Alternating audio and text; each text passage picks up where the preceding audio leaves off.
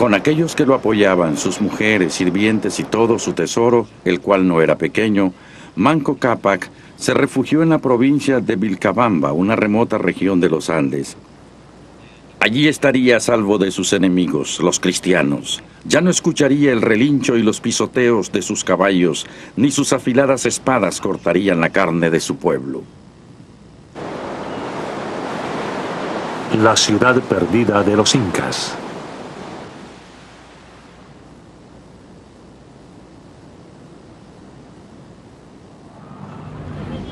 Esto es Cusco, ubicado en las alturas de las montañas del Perú. Hace mucho tiempo fue la capital del Imperio Inca. Hoy en día es un animado pueblo colonial español.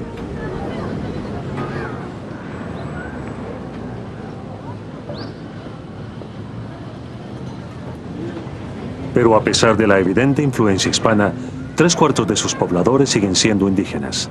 Indígenas que jamás lograron recuperarse totalmente de la conquista española en el siglo XVI.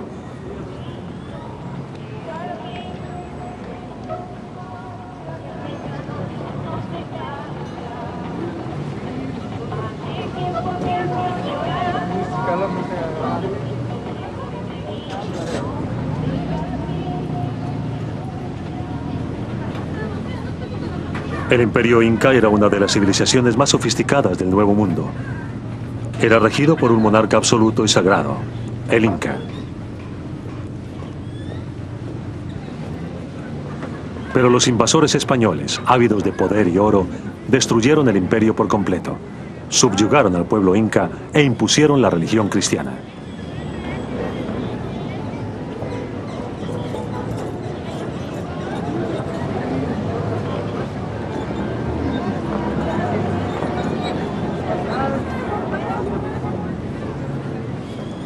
Manco Cápac II hizo un último intento para salvar a su pueblo. En 1536 escapó de los españoles y desapareció de Cusco marchándose a las montañas lejanas.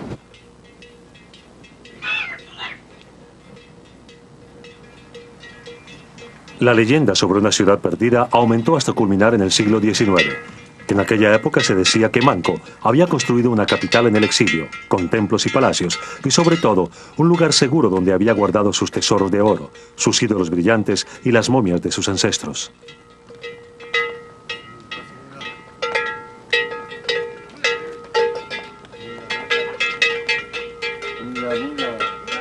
En una expedición basada en crónicas, vamos a seguir los pasos de Manco Cápac II.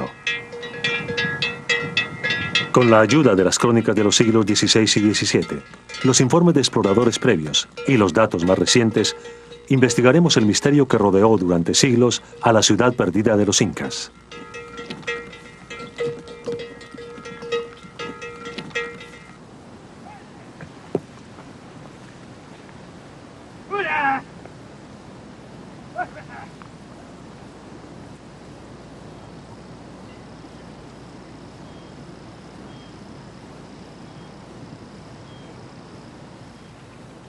Nuestro tren de mulas consiste en 20 animales que cargan con las tiendas de campaña y las provisiones para una semana.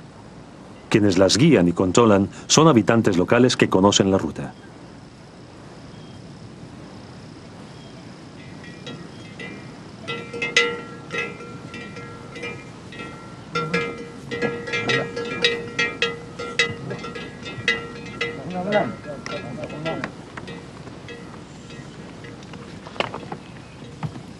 He realizado muchos viajes en busca de ruinas incas en los últimos 5 años de investigación arqueológica en Perú, pero jamás se había intentado algo de tan grande envergadura como esta, atravesando picos altísimos y la selva de Vilcabamba, una región espectacular y salvaje que raramente es visitada por los extranjeros.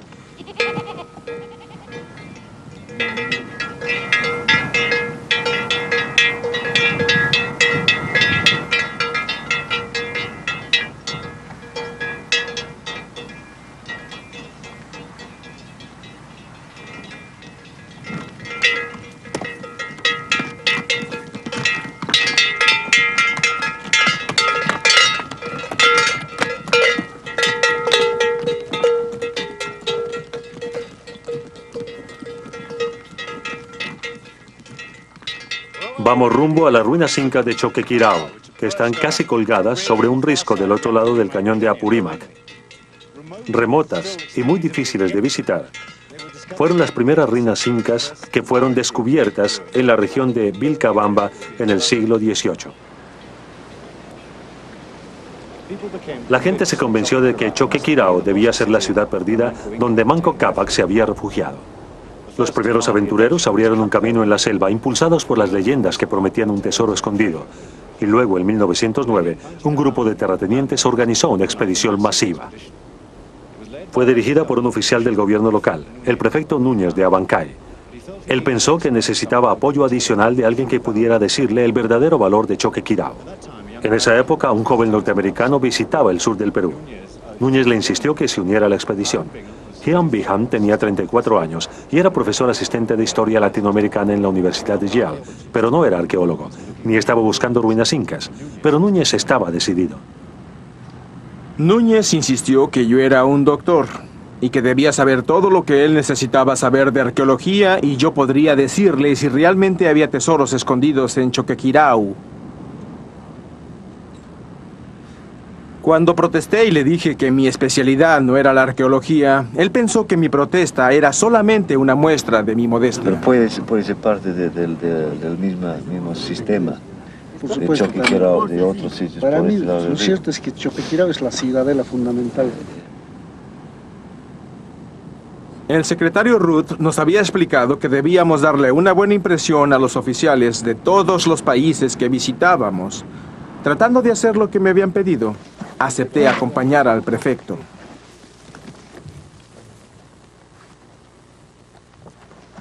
Sabía muy poco sobre los incas, excepto lo que había leído en la fascinante historia de Prescott y su famosa conquista del Perú.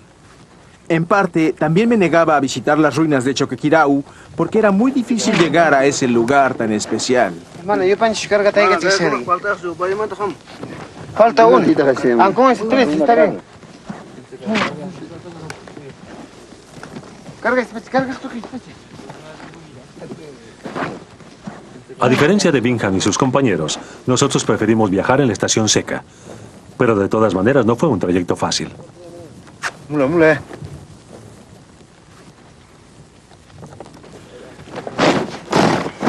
¿Ya?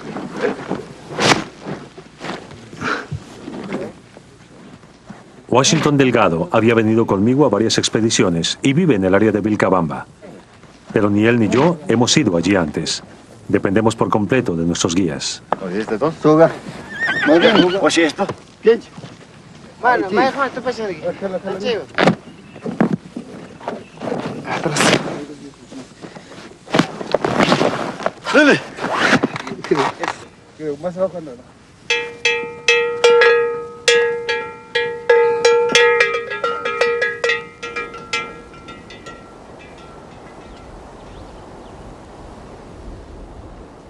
Como Choquequirao significa cuna de oro, se habían realizado varias expediciones para encontrar las ruinas donde supuestamente el tesoro había sido escondido por los incas, para evitar que se lo robaran los conquistadores españoles. Dada la enorme dificultad del trayecto, el yacimiento solo había sido visto por intrépidos andinistas 3 veces en los últimos 100 años. La mayoría de los oficiales y dueños de plantaciones de caña de la región de Abancay creían que Choquequirao había sido una gran ciudad con 15,000 habitantes y que valía la pena gastar dinero para encontrar el gran tesoro oculto.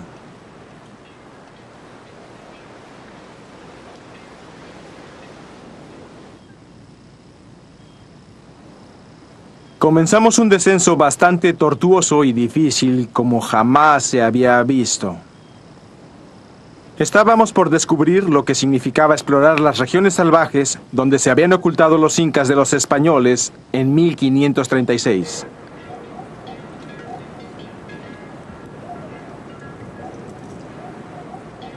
Recorrimos un sendero patinoso que se volvía más peligroso con cada hora que pasaba. A eso de las 5 comenzamos a escuchar el rugido de las aguas de un gran río que estaba a 300 metros más abajo. Su rugido puede ser escuchado a tanta distancia que hace tiempo fue nombrado por los indios quechua Apurímac, que en español significa el gran orador.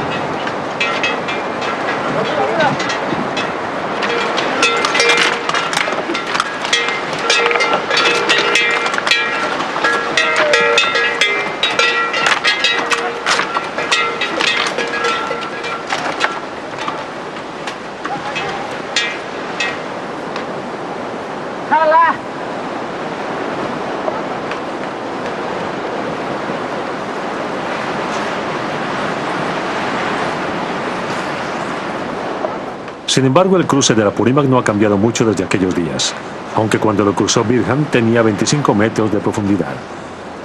Durante la estación seca no es fácil. No hay puente aquí, y hay que cruzarlo usando un sistema primitivo de poleas, alambres y sogas.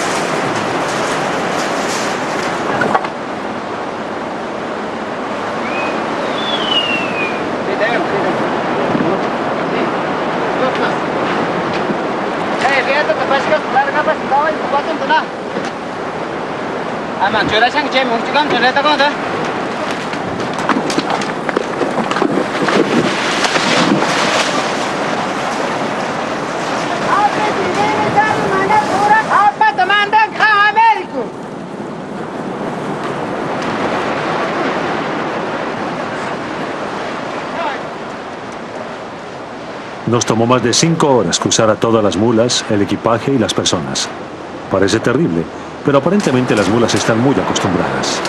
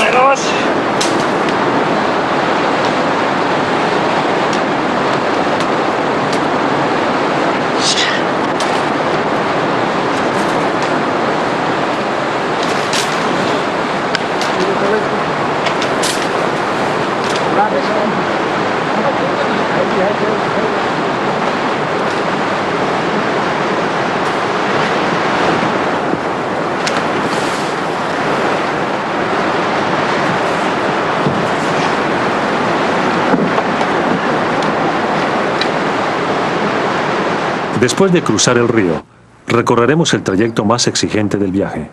Hay que subir hasta las ruinas.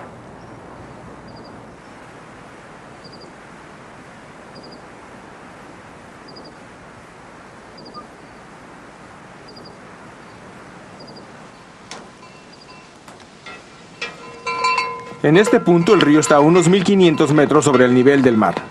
Nuestro guía nos indicó que las ruinas están a más de 1,5 kilómetros desde aquí.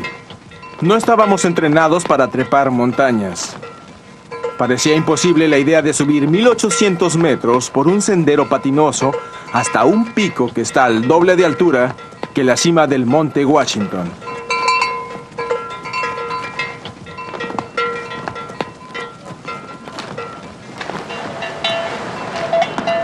Estábamos fuera de forma, y lo que hubiera sido un asunto simple para el andinista experto resultó ser muy difícil para nosotros. Nuestros ayudantes quechua, viniendo de una raza que está acostumbrada a recorrer grandes distancias, a estas alturas pacientemente cargaron los bultos con alegría, pero al mismo tiempo empezaron a fatigarse.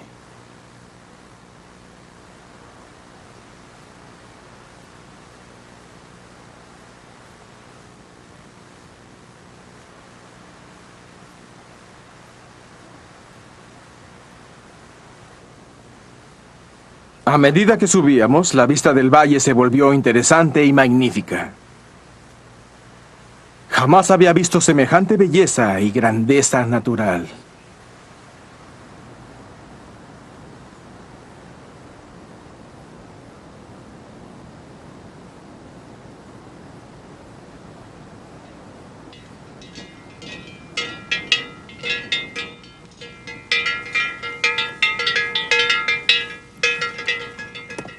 El ascenso de 1870 metros nos tomó la mayoría del día. Llegamos acalorados, cansados y de muy mal humor. Pero pronto las ruinas nos hicieron olvidarlo todo.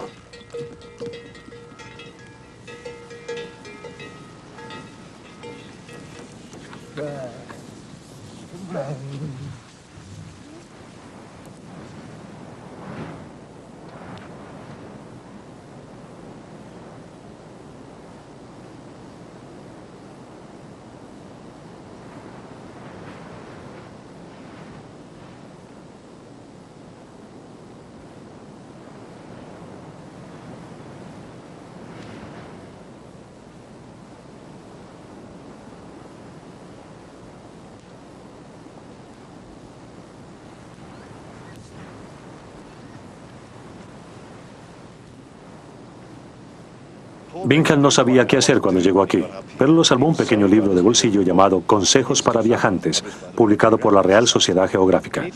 Allí encontró sugerencias de qué hacer cuando se encuentra un yacimiento arqueológico.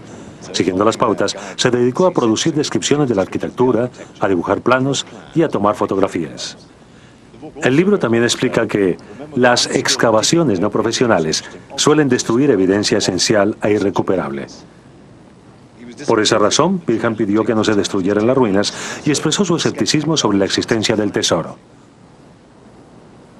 Me temo que no hay dinamita suficiente para encontrar el famoso tesoro de Choquequirao o alguna pieza de valor.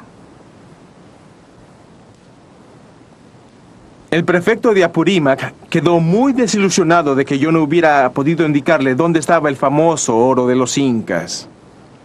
La mayor satisfacción que obtuvieron los adinerados de la región local, que habían invertido miles de dólares en la expedición, fue que podrían decir que habían descubierto la última capital de los incas. Esto los hacía sentir muy orgullosos. Se cree que Choquequirao fue construida antes de la época de Manco Cápac y era una ciudad estratégica usada para supervisar esta región del antiguo imperio inca. El mismo Bingham, a pesar de no ser un experto, consideró que podía ser la última capital de los incas, pero si no era esta, ¿cuál era? La experiencia motivó a Bingham y se lanzó a descubrirla. Mientras estaba en las laderas de Choquequirao, a veces las nubes dejaban entrever los picos nevados que estaban atrás. Parecía haber una región desconocida detrás de las cimas que contenía grandes posibilidades. Se me ocurrió que tal vez estaba allí la capital de Manco. Durante meses, mi fascinación por lo desconocido hizo que esos picos se dibujaran en mi imaginación.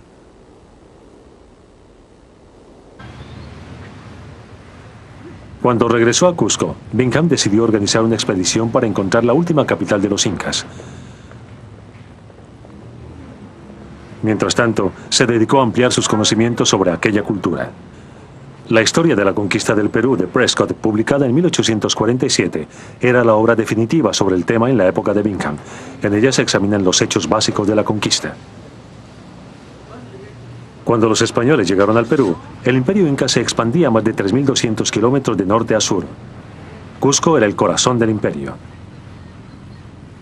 Ahora, los restos de sus cimientos antiguos aún pueden verse soportando edificios españoles más modernos.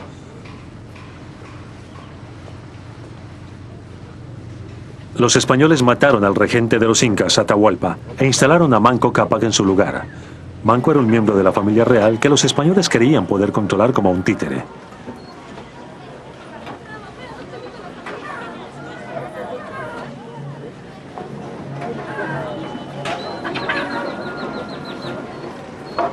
Pero Manco pronto entendió que los españoles pensaban saquear el imperio y establecer su propio control. Decidió rebelarse y comenzó a planear su fuga de Cusco. Engañados con la promesa de que les traerían más objetos preciosos, los españoles permitieron que Manco se alejara de la ciudad. Pero una vez a sus anchas en el valle de Urubamba, al norte de Cusco, Manco se dedicó a movilizar a lo que quedaba de su ejército para intentar expulsar a los españoles del imperio. Reunió a sus fuerzas y rodeó la ciudad. En los días de la conquista española por Perú, Cusco era la ciudad más grande de América. En una colina que hay detrás de esa ciudad hay una vieja fortaleza que fue un refugio durante siglos. La parte norte de aquella fortaleza es una de las estructuras más extraordinarias construidas por los hombres de la antigüedad en el hemisferio occidental. De hecho, en cuanto a su ingeniería, no hay otra igual en ninguna región de América. Los bloques más pequeños del muro pesan entre 10 y 20 toneladas. Otros llegan a pesar 200 toneladas. Y los más grandes, hasta 300 toneladas. Los gigantescos bloques poligonales están tan bien tallados que ni siquiera es posible insertar la punta de un cuchillo entre ellos. La perseverancia y habilidad de estos constructores supera lo imaginable. En mayo de 1536 comenzó el gran sitio de Cusco. Los guerreros incas tomaron su fortaleza de Sacsayhuamán y la convirtieron en su centro de operaciones. Miles y miles de indígenas se colocaron en las cimas de las montañas que rodean la ciudad. Usaron rocas candentes para incendiar los techos de paja de casi todos los palacios, templos y hogares. Durante un tiempo, unos cuantos cientos de españoles tuvieron que luchar muy duro para no ser derrotados. Pero ganaron gracias a la ventaja que les brindaban sus caballos, sus espadas y lanzas de acero, y el efecto psicológico de las armas de fuego. También contaban con el apoyo de otros grupos indígenas enemigos de los incas. Después de 3 meses, los incas comenzaron a perder la esperanza y muchos de ellos se alejaron de Cusco para dedicarse a cuidar sus cosechas.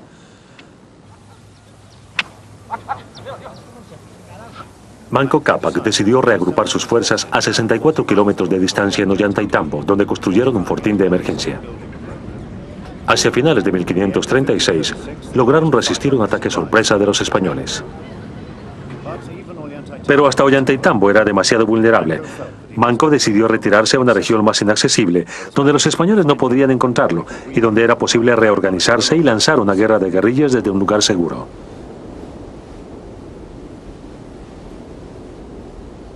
Empezaron a cruzar las montañas, las cimas más altas de los Andes. Este es el cruce de Panticalla, a unos 4.300 metros de altura. Es extremadamente alto y extremadamente frío. Manco pasó por aquí acompañado por unos 20.000 seguidores, sus esposas, sus hijos y mucha de la parafernalia ceremonial de su corte, incluyendo las momias de sus ancestros incas. También arrearon enormes rebaños de animales y tuvieron que pasar por este cruce para llegar al valle subtropical que está del otro lado. Hasta finales del siglo XIX, este era el límite de lo conocido. La mayoría de los cronistas anteriores solo hablan de que Manco escapó a las regiones salvajes de los Andes, a la provincia de Vilcabamba. Pero a Bingham le mostraron otras crónicas de un historiador peruano. Estas le dieron más claves sobre la posible ubicación de la ciudad perdida. Según los escritos de un cronista del siglo XVII, Calabancha, Vilcabamba era el nombre dado a la capital inca misma, la ciudad más grande de la provincia. También se mencionaban 2 nombres más: Puquira, un pueblo a 2 días de distancia de la capital, y Vidcos, una fortaleza inca en un cerro cerca de Puquira. Y además, el dato más importante era que cerca de Vidcos había una gran roca blanca sobre un manantial de agua.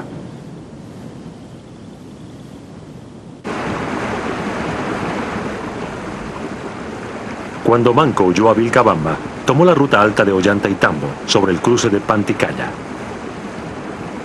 Pero cuando Bingham salió de expedición en julio de 1911, siguió el valle de Urubamba y un sendero que había sido completado hacía poco, y que comunicaba a Cusco con las plantaciones que estaban más cerca de la jungla. Esto resultó muy afortunado, porque pasaría por una región jamás explorada antes.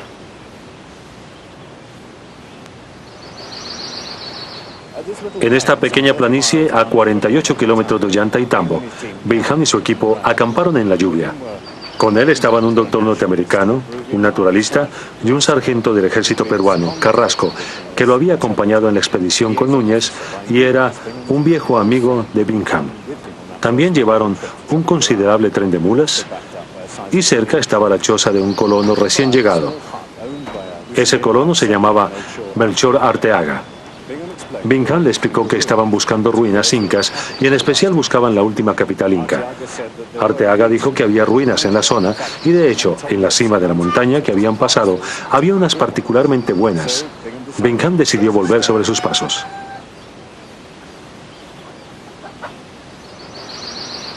La mañana del 24 de julio amaneció lloviendo. Arteaga tenía frío y no quería salir de su choza. Le ofrecí pagarle bien si me acompañaba a las ruinas.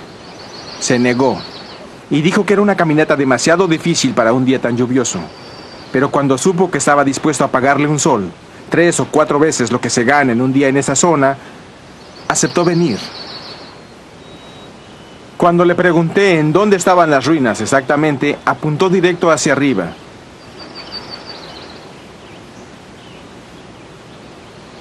Nadie quiso acompañarme.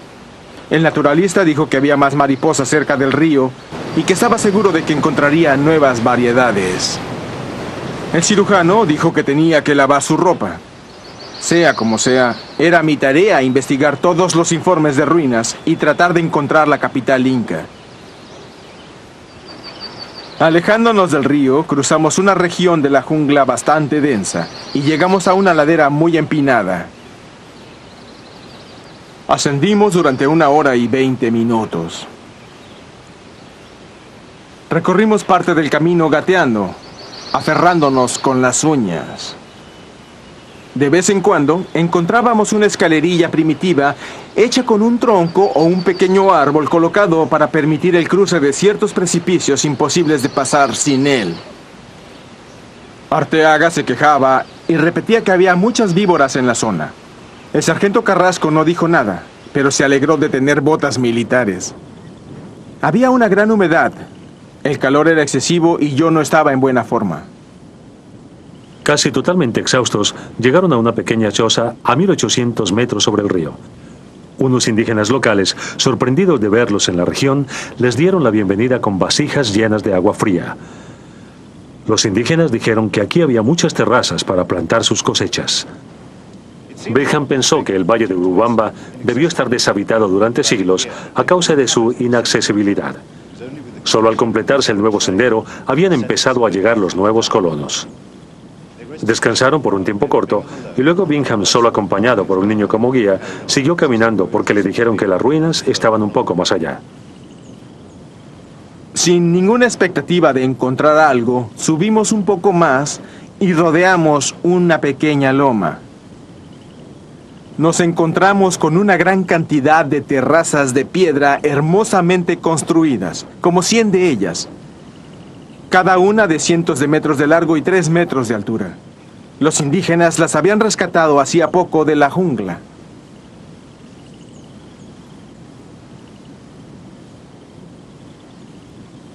Sin embargo, no había por qué sorprenderse. Había terrazas similares en la región superior del valle del Urubamba, en Pisac y en Ollantaytambo.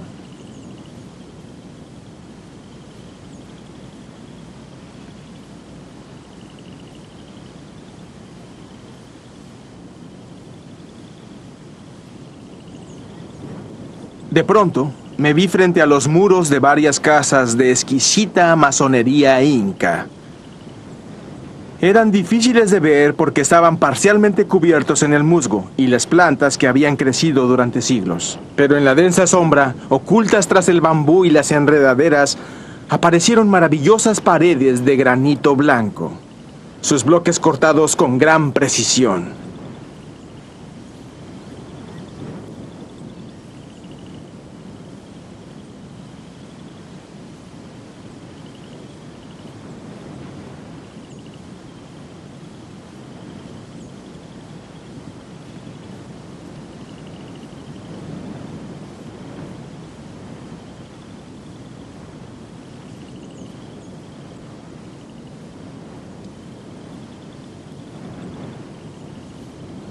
Sin previo aviso, bajo una saliente, el niño me mostró una cueva recubierta con piedra cortada de la mejor calidad. Evidentemente había sido un mausoleo real. Sobre esta saliente había un edificio semicircular cuya pared exterior, levemente curva, era muy similar al famoso Templo del Sol en Cusco.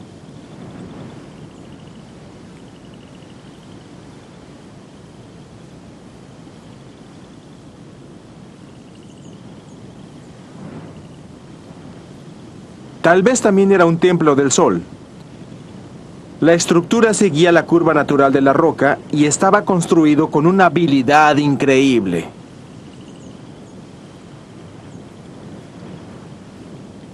Además, estaba conectado con otra pared muy hermosa construida con piedras de talla de puro granito blanco.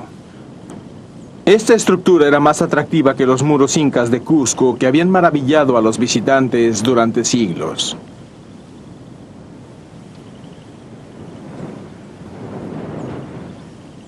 Me quedé sin aliento. ¿Qué sería ese lugar?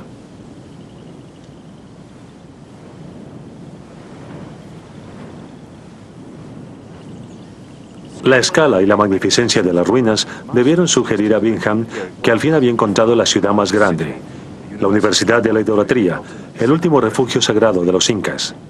El único otro lugar podría ser Vitcos, pero las ruinas eran demasiado grandes y no podía encontrar la famosa piedra blanca sobre el manantial. Además, no había ningún sitio llamado Puquira por allí. Para comprobar que aquello era Vilcabamba, debía encontrar a Vitcos, la cual, según las crónicas, estaba a 2 días de distancia.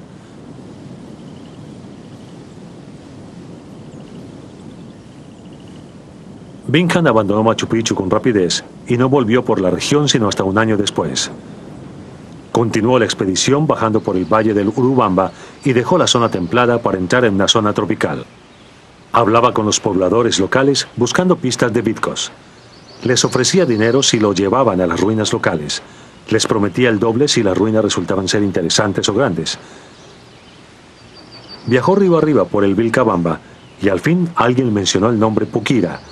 Y mejor aún, la existencia de una colina importante en las cercanías.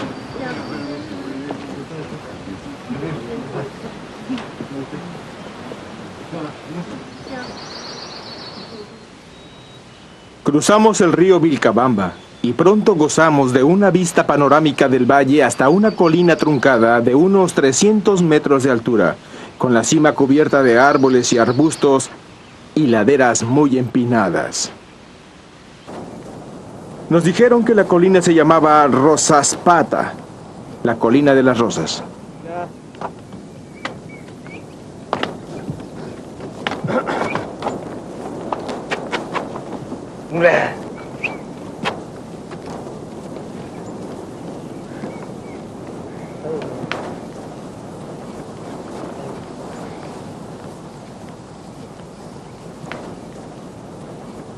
En la cima de la colina están las ruinas de un recinto parcialmente cerrado que consiste de 13 o 14 casas construidas alrededor de una plaza, con un patio grande y varios patios pequeños.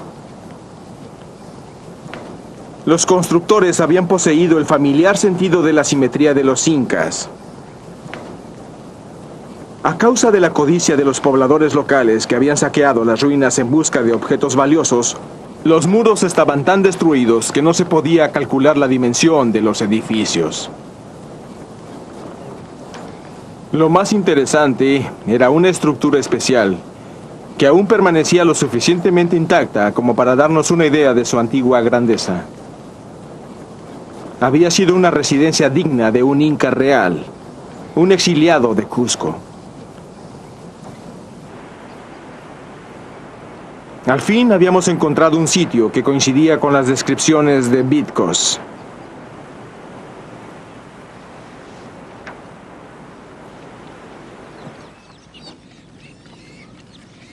Aquella noche nos quedamos en la choza de un amigo indígena de Mogrovejo.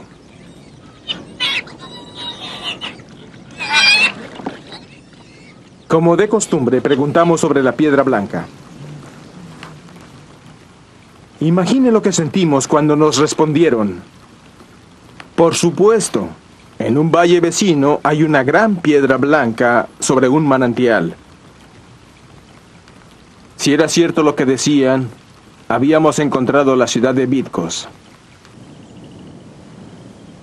Pasamos una gran cantidad de hermosas terrazas para agricultura, seguramente construidas bajo la supervisión de Manco para cultivar sus sembradíos de maíz y papa.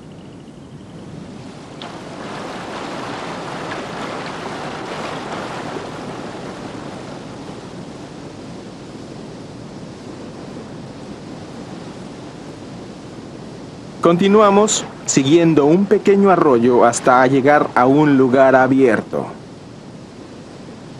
Ante nosotros estaba la gran piedra blanca. Nuestros guías no nos habían engañado. Era el atardecer del 9 de agosto de 1911 cuando vimos aquel altar venerable. Estaba rodeado por colinas arboladas. No había ni una sola choza y no se escuchaba un sonido. Era un sitio ideal para practicar las ceremonias del culto antiguo.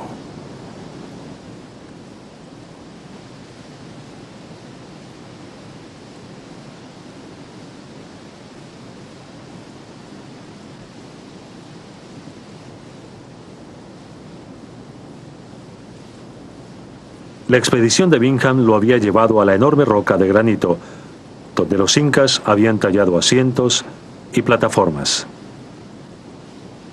Tal como predijeron las crónicas, había un manantial bajo la piedra, aunque ahora era solo una pileta de agua estancada.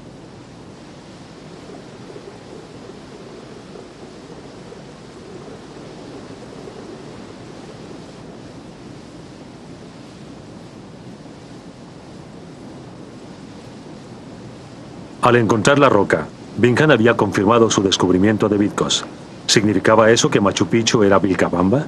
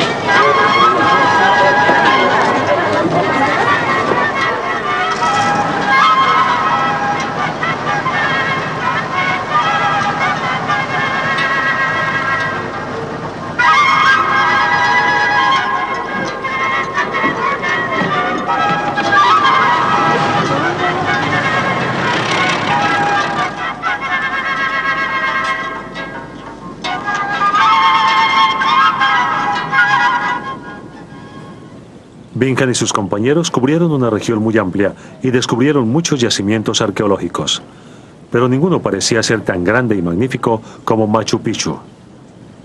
Calancha había dicho que Vilcabamba era la ciudad más grande de la provincia, un gran centro religioso, la universidad de la idolatría inca. Bingham se convenció más y más de que solo Machu Picchu coincidía con la descripción.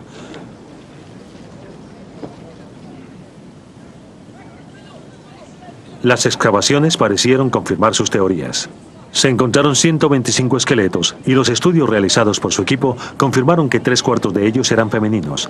Bingham pensó que debían ser las sacerdotisas del sol que habían acompañado a Manco desde Cusco hasta Ollantaytambo. Sus libros reconocieron que las ruinas debían ser de un periodo anterior a Manco. Por eso presentaban una arquitectura elaborada que no podía haber sido construida por el fugitivo Manco y sus hijos. Pero de todas formas, Bingham creía que ese había sido el último refugio, la última capital inca. Las ruinas que se encuentran bajo el pico de Machu Picchu se llaman así porque cuando las encontramos nadie sabía cómo llamarlas. Y ese nombre continuará siendo usado, aunque en la actualidad nadie discuta que se trata de la antigua Vilcabamba. ¿Pero lo era? Hiram Bingham, al comienzo de su expedición, había salido de Cusco siguiendo el valle de Urubamba, había pasado Ollantaytambo y había descubierto las ruinas de Machu Picchu. Para comprobar que esta era la antigua Vilcabamba, salió a buscar la ciudad Vitcos viajando hacia el norte y el oeste. Luego regresó directamente a Machu Picchu, lo cual le tomó 2 días más de lo que las crónicas decían. Pero ahora sabemos algo que Bingham no sabía. Debieron viajar en la dirección opuesta.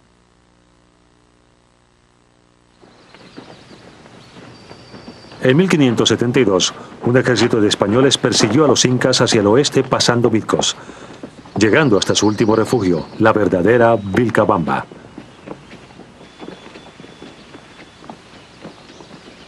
El líder de la expedición, Arbieto, y el cronista Murúa escribieron reportes sobre la campaña. Pero las porciones más importantes de sus escritos estuvieron extraviadas hasta mediados de este siglo. El historiador John Hemming fue el primero en descubrir y demostrar la importancia de estas crónicas. Usando su trabajo como guía, trataremos de repetir los pasos de los españoles hacia la capital inca.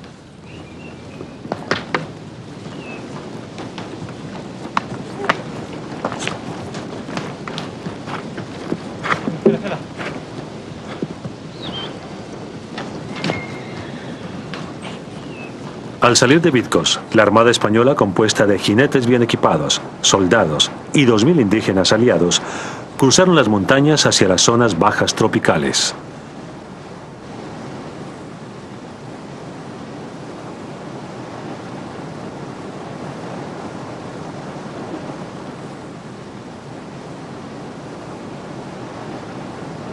Durante los primeros kilómetros viajaron a gran altura, y el terreno árido no les permitió avanzar fácilmente.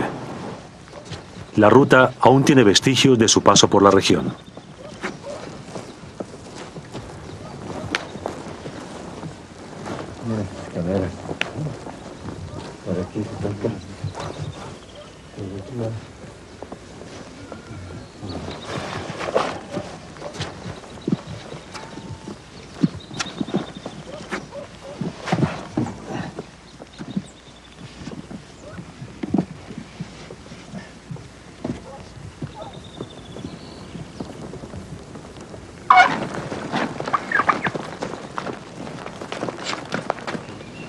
Cerca del moderno pueblo de San Francisco, pudieron reabastecerse con animales que encontraron pastando cerca.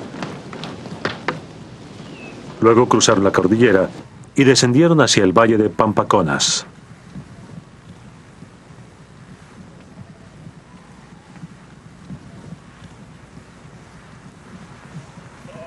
En 1565, el emisario español había venido a encontrarse con Manco Cápac a un lugar llamado Pampaconas. Él indicó que estaba en una gran planicie. Era evidente que Manco había salido de la selva porque traía de regalo grandes canastas llenas de productos tropicales. Cenaron juntos mono asado. Murúa dice que en Pampaconas se encontraron los 2 batallones principales del ejército español en 1572. Aquí descansaron durante un par de semanas porque varios de ellos estaban enfermos. De allí partieron el 16 de junio de 1572 y se dirigieron a la jungla. Partimos con armas, mantas y comida para 10 días. Atravesamos montañas y desfiladeros con gran dificultad. En la ruta encontramos los restos sacrificados de conejitos de India. Esta era una práctica común entre los indígenas en tiempos de hambre, pestilencia que era usada para aplacar a sus deidades.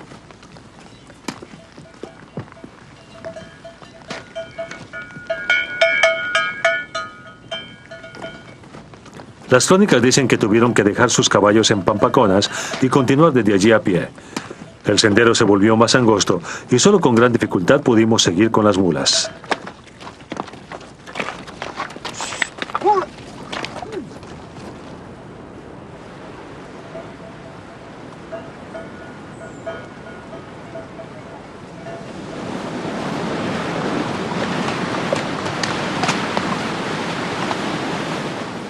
A medida que avanzamos, se volvió más y más peligroso, casi imposible en ciertos lugares, y con las lluvias aumentó el peligro de un derrumbe.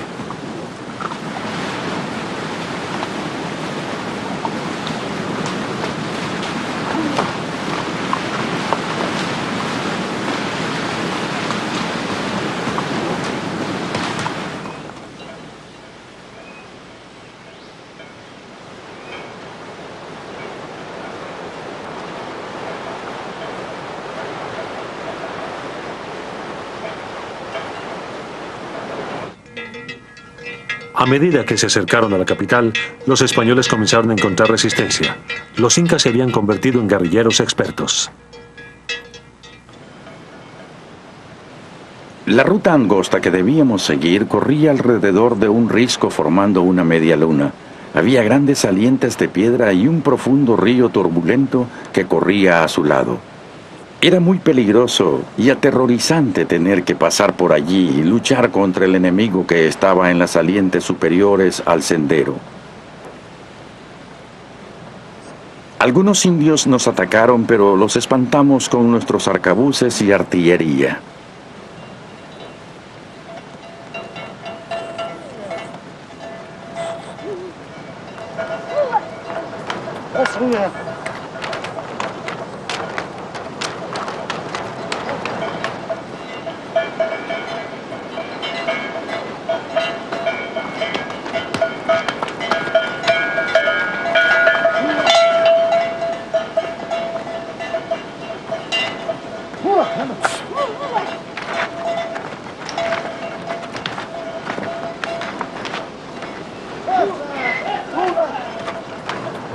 Después de atravesar el paso de montaña y los ríos que cruzaban los senderos pantanosos, casi hemos llegado a la última gran capital de los incas.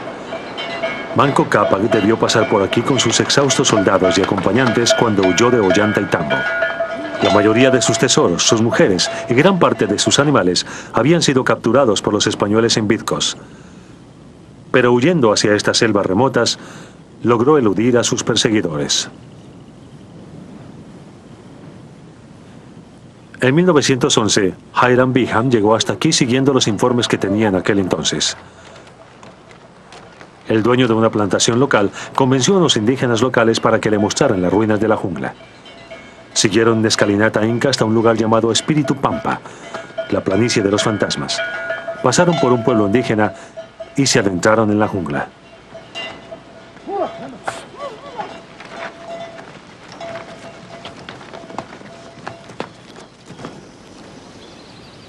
En aquella época solo vivían indígenas campa en la zona. Ahora se han retirado a regiones más alejadas de la jungla y los colonos de las tierras altas se han mudado aquí. Estos parecen compartir su superstición sobre las ruinas e insistieron que toda la cerámica que nos mostraban venía de los campos cercanos y no de las ruinas donde jamás habían entrado. ¿De cerámica? Señora, ¿qué me pide que puchun cerámica ta? Me pide Aquí veche reinas peta. Are chakra ko. Dice que la señora se había encontrado esto al ir a la chacra, a ver su chacra. En la chacra. En la chacra. No dentro del muro. En quechua, el antiguo idioma indígena, nos explicaron dónde estaban las ruinas, pero se negaron a venir con nosotros.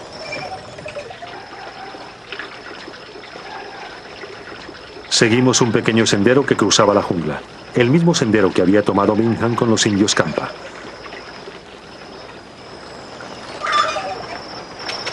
En la penumbra comenzamos a vislumbrar las formas de unos edificios.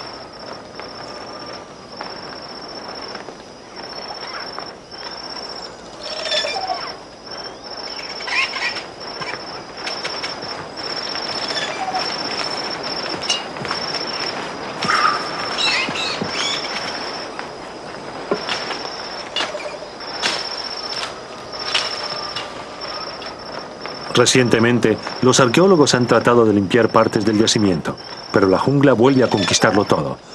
Los pobladores locales prefieren que sea así.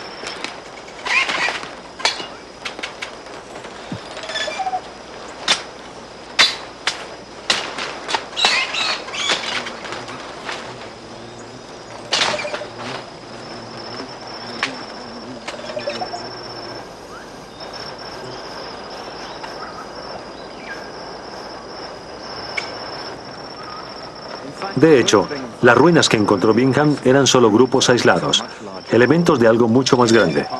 Él había pasado estructuras más grandes, pero el clima, la falta de comida y las amenazas de sus guías, que no querían estar en la zona, hicieron que se fuera sin ver la ciudad.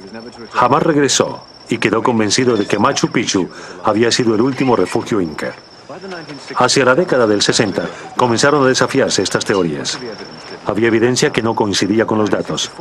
En 1964, otro explorador norteamericano, Jean Savoy, regresó aquí creyendo que las ruinas estaban en la jungla y descubrió una ciudad entera construida por los incas, que consiste de más de 300 edificios, lo cual la convierte en la ciudad más grande de la provincia de Vilcabamba. Pero el descubrimiento de Savoy no comprobó que esta era la última capital de los incas. Lo que lo comprobó fue la investigación sobre las crónicas antiguas realizadas por Hemming. Ese estudio demostró que la evidencia escrita y de testigos comprobaba que esta era Vilcabamba. Manco Cápac y 2 de sus hijos vivieron aquí en el exilio durante 35 años. Manco fue asesinado por los españoles, pero sus hijos continuaron la resistencia.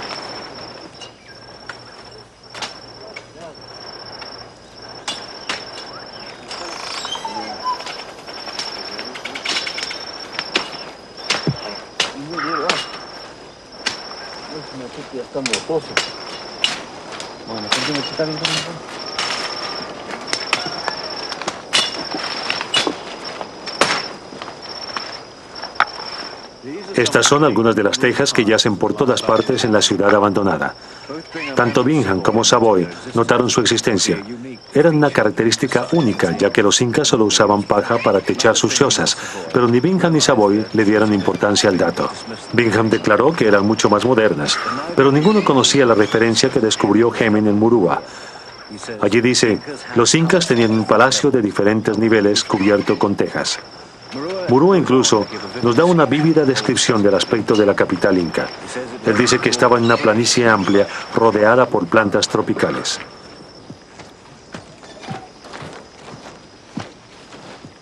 Los incas tenían un palacio de diferentes niveles, cubierto con tejas, y todo el palacio estaba pintado con una gran variedad de imágenes realizadas en su estilo, algo digno de verse. Las puertas del palacio eran de cedro aromático, árbol muy común en la zona. Las guardillas estaban hechas de la misma madera. Las casas y cobertizos estaban cubiertos por buena paja. Tenían una plaza para acomodar a un gran número de personas y la usaban para celebrar carreras de caballos. El clima es tan benigno que las abejas construyen sus panales como lo hacen en España, entre las tablas de las casas, y el maíz es cosechado 3 veces al año. Las cosechas son ayudadas por la buena tierra y las aguas que la irrigan. Hay gran abundancia de plantas valiosas, hay cacao, caña de azúcar, melón, camote dulce y algodón. El pueblo está emplazado sobre un terreno de 1 legua de ancho como la planicie de Cusco. Allí se crían loros, gallinas, conejillos de India, pavos, faisanes y miles de especies de pájaros de vívidos colores. Hay una gran cantidad de guayabas, nueces, papayas, piña, aguacate y otros árboles frutales. Por lo tanto, en esta tierra distante del exilio, los incas poseían los mismos lujos, la grandeza y el esplendor de Cusco. Además, los indígenas de la zona les traían lo que podían del exterior para que se divirtieran. Aquí disfrutaban de la vida. Pero la felicidad les duró muy poco. Aquí, en el lodo, hay fragmentos de cerámica inca, cerámica quemada y restos de carbón. Es muy difícil verla en el barro, pero existe una clara capa de ceniza bajo el suelo del bosque. Esta es una indicación de lo que ocurrió cuando los españoles encontraron el refugio inca.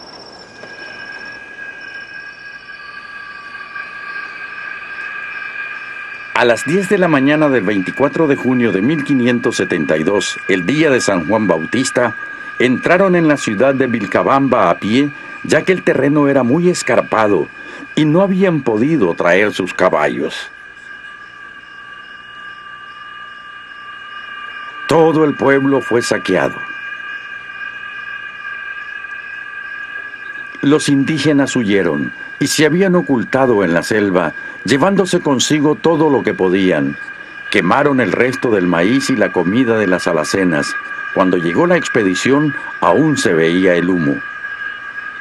Quemaron el templo dedicado a su dios principal, el Templo del Sol.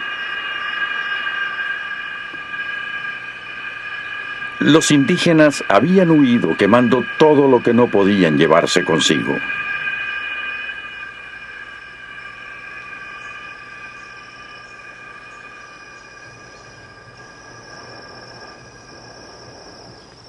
Tupac Amaru, el último hijo de Manco Cápac, huyó hacia el noreste adentrándose en la jungla. Pero los españoles lo siguieron con gran rapidez. Fue capturado y llevado a Vilcabamba. Más tarde fue llevado hasta Cusco, donde lo ejecutaron. Había acabado la resistencia inca. En la actualidad sabemos que, sepultada y oscurecida por el peso de varias capas de jungla tortuosa, está la última capital de los incas, su último refugio. ¿Pero será este descubrimiento el final de la historia? En todo valle forestal de las laderas orientales de los Andes hay historias de ruinas sepultadas por siglos de vegetación y enormes árboles. Han sido encontradas antiguas terrazas que descienden de las alturas hacia la jungla. ¿Hacia dónde se dirigía Tupac Amaru cuando escapó de su capital de Vilcabamba en 1572? Muchos aún creen que se dirigía a otra ciudad ubicada en las regiones del interior, en un sitio que aún no ha sido descubierto.